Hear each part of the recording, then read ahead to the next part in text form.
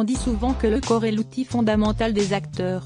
Mais à force d'enchaîner les tournages, il arrive que celui-ci soit malmené.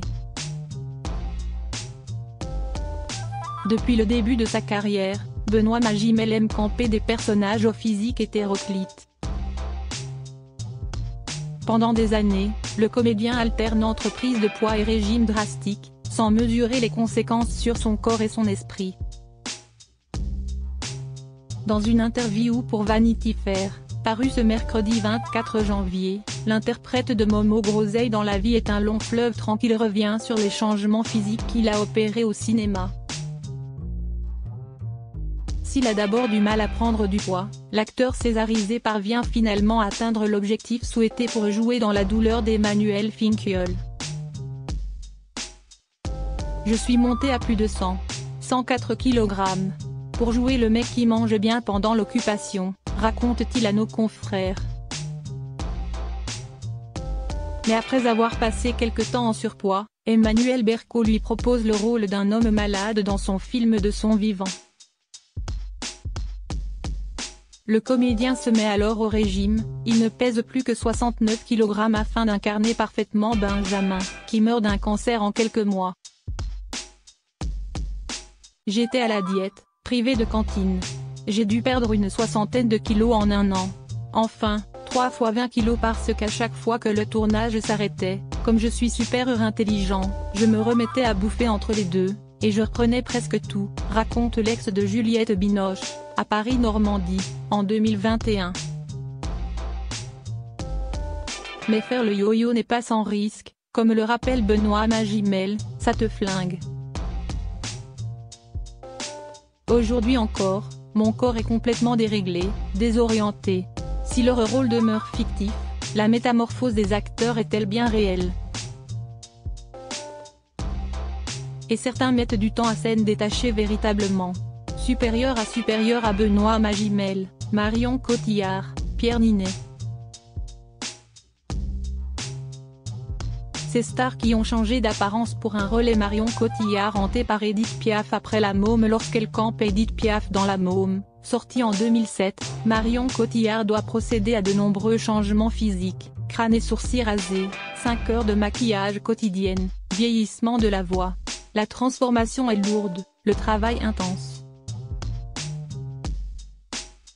À l'issue du tournage, la comédienne peine d'ailleurs à se défaire de ce personnage, qui va continuer de la hanter.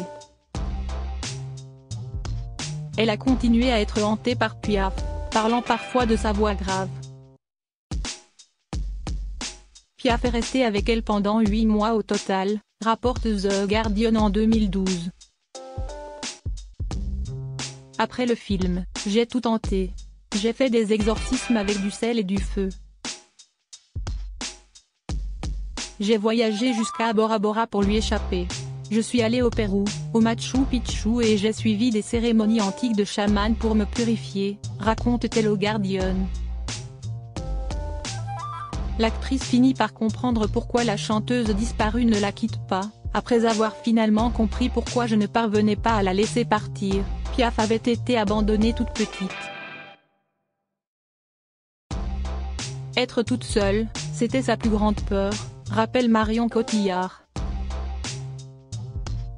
Un rôle marquant, pour ne pas dire éprouvant, pour lequel elle va être doublement récompensée. En 2008, elle reçoit le César et l'Oscar de la meilleure actrice pour son interprétation d'Edith Piaf. Pierre Ninet marqué par le tournage de Sauver ou Périr en 2018, Pierre Ninet est au casting de Sauver ou Périr. Pour les besoins de son personnage, il prend 9 kilos de muscles. Pour atteindre cet objectif, l'entraînement est intensif. Pendant 4 mois, je me suis entraîné tous les jours avec les sapeurs-pompiers. J'ai été suivi par une nutritionniste car j'avais un véritable défi à relever, celui d'ensuite perdre le plus de poids possible au milieu du film pour incarner la déchéance de Franck après l'accident. C'était un challenge que je me devais d'accomplir pour me mettre dans la peau du personnage, détaille-t-il auprès de Vogue en 2018. D'autant que dans ce film, l'acteur doit relever un double défi, prendre du poids puis le perdre. J'étais bien suivi par une nutritionniste et par la brigade des sapeurs-pompiers de Paris pour prendre ce poids, puis pour le perdre, j'ai bu principalement des jus, explique-t-il, sur le plateau du 20h de TF1, en 2018. C'était le double défi physique du film, précise le jeune comédien, suivre réellement les soldats du feu et faire les choses de la manière le plus authentique possible, avant de perdre ce poids le plus vite possible aussi pour essayer de se rapprocher de ce que peut vivre quelqu'un de plus fragile pour qui la vie bascule en une seconde. Au-delà des efforts physiques que l'on image éprouvant, Pierre Ninet va être bouleversé par ce personnage de pompier gravement brûlé qu'il incarne à l'écran. On ne sort jamais d'un tournage comme on y était entré, rappelle Pierre Ninet auprès de La Dépêche. Impliqué auprès des hommes du feu pour les besoins de ce film, l'acteur a été impressionné par les pompiers qui sont des gens entièrement dévoués à sauver les vies des autres et dont la propre vie n'est qu'altruisme. Et d'ajouter, quant aux grands accidentés de la vie, cette force surhumaine qu'ils vont puiser en eux pour se réinventer et continuer est une vraie hymne à la vie et à l'amour, qui m'a bouleversé. Ce film, en raison de ce qu'il raconte, marque le jeune comédien qu'il est. Tous les acteurs, on était tous bouleversés par les destins qu'on racontait. L'humain a beaucoup de ressources. On arrive à surpasser beaucoup de petites et de grandes épreuves de la vie. On a tout ça en nous. Je ne m'attendais pas à être aussi ému par le film, par les scènes, l'échange avec les acteurs. C'est un des films qui m'a le plus marqué de ma jeune carrière, assure-t-il sur les ondes d'Europe 1. Jean-Paul Rouve traumatisé par le rôle de Gabriel Matzneff en 2022, Jean-Paul Rouve sort du registre de la comédie pour apparaître dans un film bien plus sombre, d'autant que celui-ci est tiré d'une histoire vraie.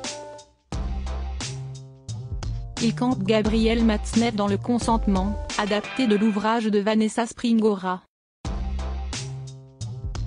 Pour ce rôle, l'acteur, qui se dévoile le crâne rasé et les cheveux tirés, est tout simplement glaçant. Dans son journal, Matzneff parle beaucoup de son physique, de son poids, du fait qu'il s'occupe énormément de lui, nage et se fait bronzer. Donc 3 mois avant le tournage, j'ai fait des UV, des manucures, je suis allé à la piscine et je voyais une diététicienne, j'ai perdu 10 kg, détaille-t-il auprès du Parisien. Il doit ensuite travailler sur son personnage, l'analyser à défaut de le comprendre. Pour lui, ce ne sont d'ailleurs pas les scènes de sexe qui sont les plus difficiles à jouer. Le plus dur, ça a été une séquence où je m'installe dans le bus avec une comédienne de 13 ans qui incarne l'une des proies de Matzneff, Kim Higelin, note de la rédaction. Une fois qu'on a été face à face, la réalisatrice m'a demandé de mettre ma main sur sa joue. Vous ne pouvez pas savoir ce que ça m'a fait de voir le regard de cette gamine de 13 ans. Un tournage dont il ne va pas sortir indemne. Parfois, je rentrais chez moi et je n'étais pas bien. À force de dire des saloperies toute la journée, mon cerveau faisait une overdose, explique Jean-Paul Rouve au Parisien. Le seul truc bizarre, c'est l'après. Je me suis rendu compte que quand je rentrais chez moi le soir, c'était comme si j'avais joué toute la journée dans la boue et que je voulais prendre une douche.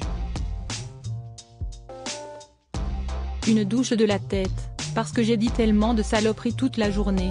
Votre cerveau sait que c'est faux, mais il garde quand même un petit bout de tout ça, précise celui qui est père de famille, dans l'émission Beaux Gestes, diffusée sur France 2.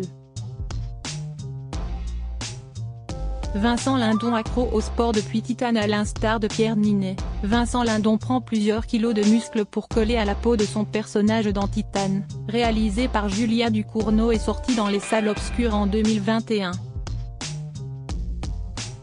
Afin d'incarner au mieux ce pompier aguerri, l'acteur âgé de 61 ans se livre lui aussi à un entraînement intensif pendant 18 mois. J'ai toujours été sportif, mais j'ai suivi un entraînement poussé pendant 1 an et demi.